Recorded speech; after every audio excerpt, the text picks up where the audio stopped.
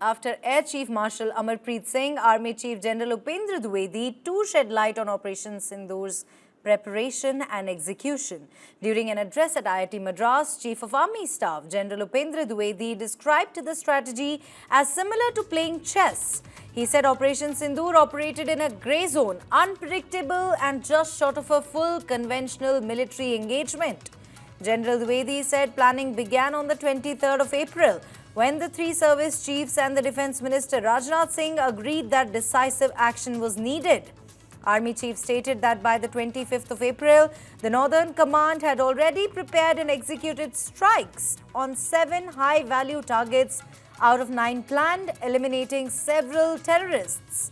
He said that Operation Sindoor was different from earlier missions such as Uri and Balakot.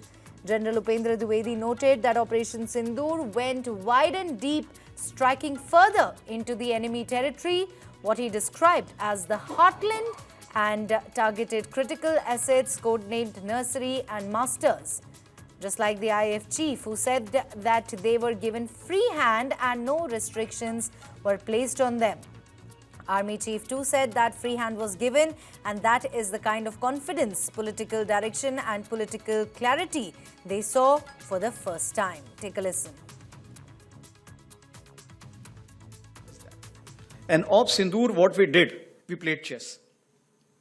Now, what does it mean? It means we did not know what is the next move the enemy is going to take and what are we going to do. This is something we called about the grey zone. Grey zone is that we are not going for the conventional operations, but we are doing something which is just short of the conventional operations. Conventional operations means go with everything, Clausewitzian approach. Take whatever you have. And if you're able to come back, it's okay, otherwise stay there. But that is the thing which we talk about the conventional approach. Here the grey zone is any activity which is taking place in all domains.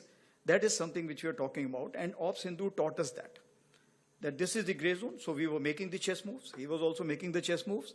Somewhere we were giving him checkmate, and somewhere we were kind of going in for the kill at the risk of even losing our own. But that's the way life is all about. And Meanwhile, Chief of Defence Staff General Anil Chauhan described the success of Operation Sindoor as a testament to the synergy and operational cohesion among the three services during an address at the College of Defence Management, Secunderabad.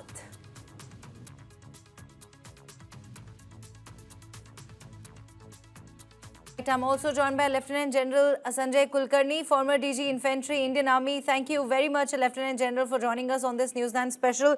So I'm going to take this discussion forward. You know, in just 24 hours, we've seen the IAF chief, the Army chief and the CDS all making important statements on Operation Sindoor. Why do you think the military leadership chose this moment to speak out so publicly and in such detail, sir? Yeah, thank you very much. It isn't that the moment has been decided that it will be spoken now. The events which they lead to. Say you're speaking at the CDM, that event is such that there are service officers who have gathered there to be able to hear what the CDS has to say, similarly what the chief has to say, what the Air Chief has to say. Now the Air Chief is there for the Air Chief Marshal Katre Memorial. Obviously, when he's addressing a memorial of the Air Force at the HAL auditorium, is addressing the audience which are very much familiar. And therefore, at none of these places you will have them say anything which has not happened.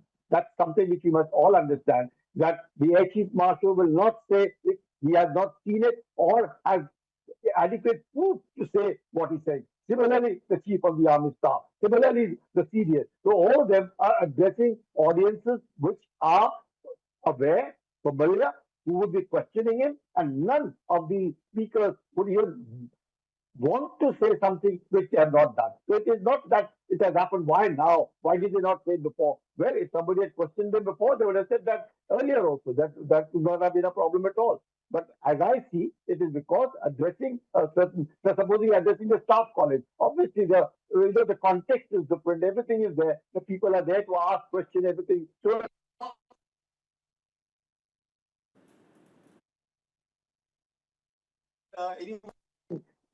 take away from this, is it being orchestrated? Is it being designed with a specific purpose? No, I don't look at it from that point of view. Yeah. All right, so let me also ask you this, could this sudden burst of communication from top defense officials be connected to broader geopolitical pressures? See, not necessarily, like a lot of people do question, is it because of our F-16 and that's because of the relations with America earlier?